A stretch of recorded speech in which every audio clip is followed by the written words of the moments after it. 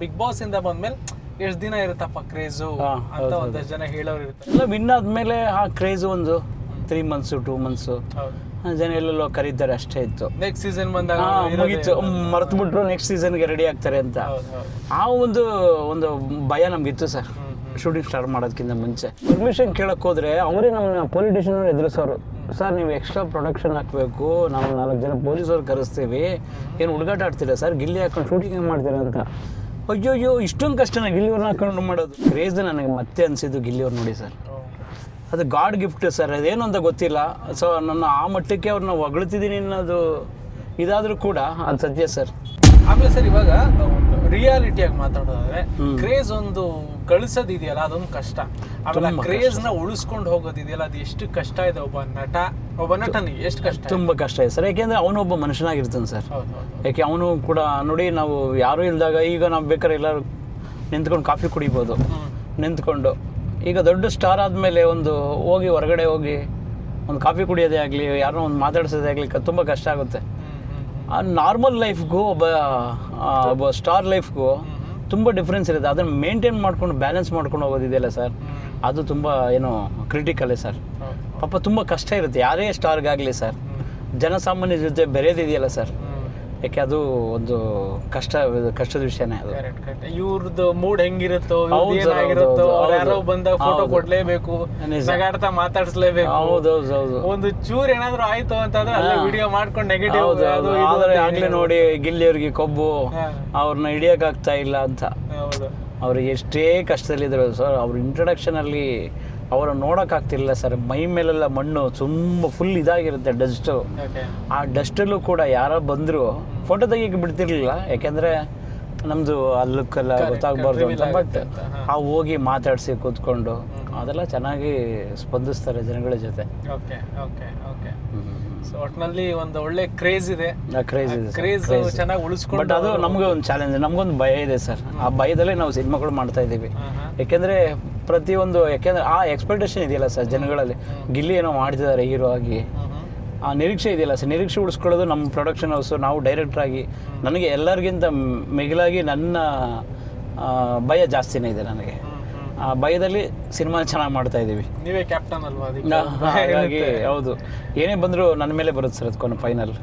ಯಾಕೆಂದರೆ ಗಿಲ್ಲಿ ಕ್ರೇಜ್ನ ಉಳಿಸ್ಕೊಳ್ಳೋದಿದೆಯಲ್ಲ, ಯಾವನೋ ಒಂದು ಡೈರೆಕ್ಟ್ರು ಹಂಗೆ ಮಾಡ್ಬಿಟ್ಟು ಇಟ್ಬಿಟ್ಟ, ಆ ಭಯ ಇದೆಯಲ್ಲ ಸರ್, ಅದು ಕೂಡ ಒಂದು ಯೋಚನೆ ಆಗಿರೋದು ನಮಗೆ ಸರ್. ಈಗಾಗಲೇ ಪಳಾರ್ದೊಂದು ಮಾಡ್ತಾ ಇದ್ದೀರಾ ಶೂಟಿಂಗು.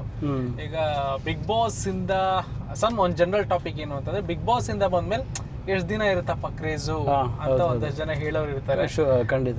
ಆಮೇಲೆ ಬಿಗ್ ಬಾಸ್ ವಿನ್ ಆದ್ಮೇಲೆ ಒಬ್ರು ಒಂದಷ್ಟು ಜನಕ್ಕೆ ಆಪರ್ಚುನಿಟಿಗಳು ಸಿಗುತ್ತೆ. ಇನ್ನ ಸಿನಿಮಾ ರಿಲೀಸ್ ಆಗದೆ ಇರೋಂಥ ಒಂದಷ್ಟು ಜನಗಳನ್ನ ಕೂಡ ನಾವು ನೋಡ್ತಾ ಇದ್ದೀವಿ.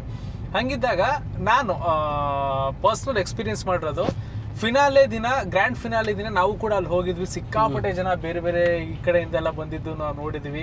ಸಮ್ಟೈಮ್ಸ್ ಲಾಠಿ ಚಾರ್ಜು ಕೂಡ ಆಗೋಗಿತ್ತು ಜನ ಜಾಸ್ತಿ ಬಂದಾಗ. ಶೂಟಿಂಗ್ ಟೈಮಲ್ಲಿ ಹೆಂಗಿದೆ ಸರ್ ಗಿಲ್ಲಿ ಕ್ರೇಜ್? ಹೌದು ಅಲ್ಲ, ಫಸ್ಟು ನೋಡಿ, ಬಿಗ್ ಬಾಸ್ ಎಲ್ಲ ಸೀಸನ್ಗಳಲ್ಲೂ ಎಂಡ್ ಫಿನಾಲೆ ಬಂದಾಗ ಅವ್ರನ್ನ ತೊಗೊಂಡೋಗಿ ತುಂಬ ಐಪ್ ಕ್ರಿಯೇಟ್ ಮಾಡಿ ಕೂರಿಸಿ, ಸೊ ಎಲ್ಲ ಕ್ಷೇತ್ರ ಕೂಡ ಮೀಡಿಯಾ, ಜನಗಳು, ಪಬ್ಲಿಕ್ಕು ಎಲ್ಲ ಮಾಡಿದ್ದಾರೆ.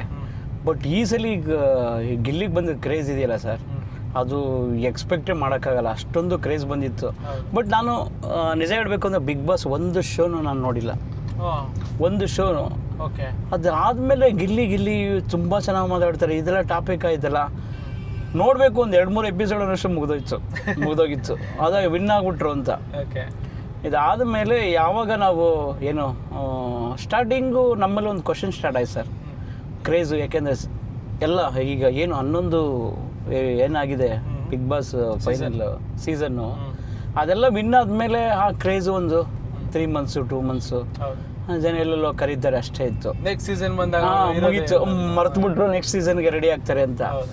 ಆ ಒಂದು ಭಯ ನಮಗಿತ್ತು ಸರ್ ಶೂಟಿಂಗ್ ಸ್ಟಾರ್ಟ್ ಮಾಡೋದಕ್ಕಿಂತ ಮುಂಚೆ. ಹೌದು, ಮರ್ತು ಬಿಟ್ರೆ ಗಿಲ್ಲಿಯವ್ರನ್ನ ಅಂತ. ಸರಿ, ನೀವು ನಂಬಲ್ಲ ಸರ್, ಫಸ್ಟು ಡೇ ಸ್ಟಾರ್ಟ್ ಮಾಡ್ತೀವಿ ಸರ್. ಅಲ್ಲಿ ಪರ್ಮಿಷನ್ ಕೇಳಕ್ಕೆ ಹೋದರೆ ಅವರೇ ನಮ್ಮನ್ನ ಪೊಲಿಟಿಷಿಯನ್ ಎದುರಿಸೋರು. ಸರ್ ನೀವು ಎಕ್ಸ್ಟ್ರಾ ಪ್ರೊಡಕ್ಷನ್ ಹಾಕಬೇಕು, ನಾವು 4 ಜನ ಪೊಲೀಸವ್ರು ಕರೆಸ್ತೀವಿ, ಏನು ಹುಡುಗಾಟ ಆಡ್ತೀರಾ ಸರ್, ಗಿಲ್ಲಿ ಹಾಕೊಂಡು ಶೂಟಿಂಗ್ ಮಾಡ್ತೀರಾ ಅಂತ. ಅಯ್ಯೋ ಇಷ್ಟೊಂದು ಕಷ್ಟನ ಗಿಲ್ಲಿಯವ್ರನ್ನ ಹಾಕೊಂಡು ಮಾಡೋದು, ನಾವು ಹೀರೋಗಳು ದೊಡ್ಡ ದೊಡ್ಡ ಹೀರೋಗಳೆಲ್ಲ ಹಾಕೊಂಡು ಮಾಡಿದ್ದೀವಲ್ಲ ಏನು ಕಷ್ಟ ಅಂತ. ಬೇಡ ಬಿಡಿ ಸರ್ ಅಂತ. ಸರ್ ಅನುಭವಿಸಿದ್ವಿ ಸರ್ ನಾನು ಸುಮಾರು ವರ್ಷಗಳೇ ಆಯಿತು ಅಂದ್ಕೊಳ್ಳಿ, ಒಂದು ದಶಕನೇ ಕಳೆದೋಯ್ತು ಅಂದ್ಕೊಳ್ಳಿ. ಒಬ್ಬ ಹೀರೋ ನೋಡೋದಕ್ಕೆ ಸ್ಟಾರ್ ರಾಜ್ಕುಮಾರ್, ವಿಷ್ಣು ಸರ್ ಈ ಟೈಮಲ್ಲಿ ಚಿಕ್ಕ ಹುಡುಗ ಇಂದು ಅಣ್ಣನ ಮುದ್ಕವರೆಗೂ ಅವ್ರು ನೋಡೋಕೆ ಬರೋರು ಸರ್ ಶೂಟಿಂಗ್ ಟೈಮಲ್ಲಿ. ರಾಜ್ಕುಮಾರ್ ಸರ್ನ, ವಿಷ್ಣು ಸರ್ನ ನೋಡೋಕೆ ಬರೋರು ಸರ್. ಆ ಕ್ರೇಜ್ ನನಗೆ ಮತ್ತೆ ಅನಿಸಿದ್ದು ಗಿಲ್ಲಿಯವ್ರು ನೋಡಿ ಸರ್. ಅದು ಗಾಡ್ ಗಿಫ್ಟ್ ಸರ್, ಅದೇನು ಅಂತ ಗೊತ್ತಿಲ್ಲ. ಸೊ ನನ್ನ ಆ ಮಟ್ಟಕ್ಕೆ ಅವ್ರನ್ನ ಹೊಗಳ್ತಿದ್ದೀನಿ ಅನ್ನೋದು ಇದಾದರೂ ಕೂಡ ಅದು ಸತ್ಯ ಸರ್. ಒಬ್ಬೊಬ್ಬ ಅಣ್ಣನ ಮುತ್ತಿಗೆ ಶೂಟಿಂಗ್ ಹತ್ರ ಬರ್ತಾಳೆ ಸರ್, ಕಣ್ಣೇ ಕಾಣಲ್ಲ ಒಬ್ಬರಿಗೆ, ಬಂದ್ಬಿಟ್ಟು ಗಿಲ್ಲಿಯವ್ರನ್ನೇ ಮಾತಾಡ್ತಾರೆ, ನಾನು ಗಿಲ್ಲಿಯವ್ರು ನೋಡಬೇಕಿತ್ತು ಅಂತ. ಅಷ್ಟೊಂದು ಕ್ರೇಜ್ ಸರ್. ಮಕ್ಳುಗಳು ಬರ್ತಾರೆ ಸರ್, ಆ ಕ್ರೇಜು ಮಕ್ಕಳಿಂದ ಒಂದು 3 ವರ್ಷ ಮಗುವಿಂದ 80 ವರ್ಷ ವಯಸ್ಸಾದವ್ರ ಜೊತೆಯವ್ರಿಗೂ ಆ ಕ್ರೇಜು ಕಾಪಾಡ್ಕೊಂಡಿದಾರಲ್ಲ ಸರ್, ನಿಜವಾಗ್ಲೂ ನಾವು ಬೆರಗಾಗ್ಬಿಟ್ವಿ ಅದನ್ನು ನೋಡಿ. ಹುಡಿಕೊಂಬರ್ತಾರೆ ಒಂದು 200-300 ಜನ ಸರ್. ಯಾರಿಗೂ ಗೊತ್ತಿಲ್ದಂಗೆ ಒಂದು ಕಡೆ ಜಾಗ ಶೂಟಿಂಗ್ ಮಾಡ್ತೀವಿ ಅಂದರು ಒಂದು 200-300 ಜನ ಕಂಟ್ರೋಲ್ ಮಾಡಬೇಕಿತ್ತು ನಾವು. ಆ ಕ್ಯಾರವನ್ ಹತ್ರ ತುಂಬಿರೋರು ಸರ್, ಲೈನಾಗಿ ನಿಂತ್ಕೊಂಡಿರೋರು ಜನಗಳು, ಒಂದೇ ಒಂದು ಫೋಟೋ ತೆಗೆಸ್ಕೊಳ್ಳೋಕ್ಕೆ ಗಿಲ್ಲಿಯವ್ರ ಜೊತೆ. ಅಷ್ಟು ಕ್ರೇಜ್ ಇದೆ ಸರ್. ಸೊ ಅದನ್ನು ಗಿಲ್ಲಿಯವರು ಕೂಡ ಭಾಳ ಶ್ರದ್ಧೆಯಿಂದ ಅದನ್ನು ತೊಗೊಂಡಿದ್ದಾರೆ, ನೆಗ್ಲೆಕ್ಟ್ ಮಾಡಿಲ್ಲ. ಸೊ ಪ್ರತಿಯೊಬ್ಬರ ಜೊತೆ ಸ್ಪಂದಿಸ್ತಾರೆ, ಅದು ಎಲ್ಲರಿಗೂ ಬರಲ್ಲ ಸರ್ ಅದು. ಸೊ ಅವ್ರಿಗೆ ಏನು ಆ ಮಟ್ಟಕ್ಕೆ ತೊಗೊಂಡೋಗಿರೋದು ಜನಗಳು, ಅದು ಚೆನ್ನಾಗಿ ಅವ್ರಿಗೆ ಗೊತ್ತು ಗಿಲ್ಲಿಯವ್ರಿಗೆ. ಸೊ ಇವರಿಂದ ನಾನು ಅನ್ನೋದು ಗೊತ್ತು. ಪ್ರತಿಯೊಬ್ಬರ ಜೊತೆ ಪ್ರೀತಿಯಿಂದ ಮಾತಾಡೋದು, ಮಕ್ಕಳು ಕಂಡ್ರೆ ತುಂಬ ಇಷ್ಟ ಗಿಲ್ಲಿಯವ್ರಿಗೆ ಸರ್. ಯಾವುದೇ ಒಂದು ಚಿಕ್ಕ ಮಗು ನೋಡಿದ್ರು ಕೂಡ ಹತ್ತಿರ ದೊಡ್ಡವ್ರನ್ನ ಮಾತಾಡಿಸ್ತಾರೋ ಇಲ್ವೋ, ಬಟ್ ಮಗು ಕಂಡ್ರೆ ಮೇಲ್ಗಡೆ ಕೂರಿಸ್ಕೊಂಡು ಮುದ್ದಾಡಿ ಕಳಿಸ್ತಾರೆ. ಅದು ನನಗೆ ಖುಷಿ ಆಯ್ತು ಸರ್ ಆ ವಿಷಯದಲ್ಲಿ. ಸೊ ಒಟ್ಟಿನಲ್ಲಿ ಶೂಟಿಂಗ್ ಟೈಮಲ್ಲಿ ನಿಮಗೆ ಸ್ವಲ್ಪ ಜನಗಳನ್ನ ಅವಾಯ್ಡ್ ಮಾಡೋದೇ ದೊಡ್ಡ ಕಷ್ಟ. ಹೌದೌದು ಸರ್, ನಾವು ರ್ಯಾಶ್ ಆಗಿಬಿಡ್ತೀವಿ ನಮ್ಗೆ ಗೊತ್ತಿಲ್ದಂಗೆ, ಯಾಕೆಂದರೆ ನಮ್ಮ ಶಾರ್ಟ್ ತೆಗಿಯೋಕ್ಕಾಗ್ತಿರಲ್ಲ.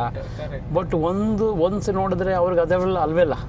ಅವರು ಯೋಚನೆ ಏನೋ ನಾವು ಬಿಗ್ ಬಾಸಲ್ಲಿ ನೋಡ್ತಿದ್ವಿ ಗಿಲ್ಲಿಯವ್ರನ್ನ ಅಷ್ಟು ಮಾತಾಡೋದನ್ನ ಕಣ್ಣಾರೆ ನೋಡಬೇಕು ಅಂತ ಬರ್ತಾರೆ. ಆಮೇಲೆ ಯೋಚನೆ ಮಾಡಿದ್ದು, ಸೊ ನಾವೇ ಅಷ್ಟೊಂದು ರೇಗಾಡ್ಬಿಟ್ವಿ ಅವ್ರ ಮೇಲೆ. ಅಷ್ಟೊಂದು ಕ್ರೇಜ್ ಇದೆ ಸರ್, ನಾವು ನಂಬಕ್ಕಾಗಲಿಲ್ಲ ಆ ಮಟ್ಟದಲ್ಲಿದೆ ಆ ಕ್ರೇಜ್. ಸಿನಿಮಾ ರಿಲೀಸ್ ಆದಾಗ ಹೆಂಗೆ ಸರ್ ಮತ್ತೆ ಕತೆ? ಖಂಡಿತ ಸರ್.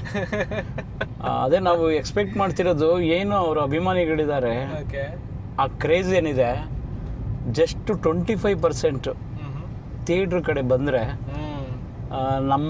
ನಾವು ಇಷ್ಟು ವರ್ಷ ಪ್ರೊಡಕ್ಷನ್ ಹೌಸ್ ಇರ್ಬೋದು, ನಾವಿರ್ಬೋದು, ನಮ್ಮ ಕನಸುಗಳಿರ್ಬೋದು, ಎಲ್ಲ ಒಂದು ಇದರಲ್ಲಿ ಎನ್ಹೆನ್ಸ್ ಆಗ್ಬಿಡುತ್ತೆ. ಒಂದು ವಾರದಲ್ಲಿ ಅದನ್ನು ನೋಡ್ಬೋದು ಸರ್. ಅಷ್ಟು ಕ್ರೇಜ್ ಇದೆ ಸರ್.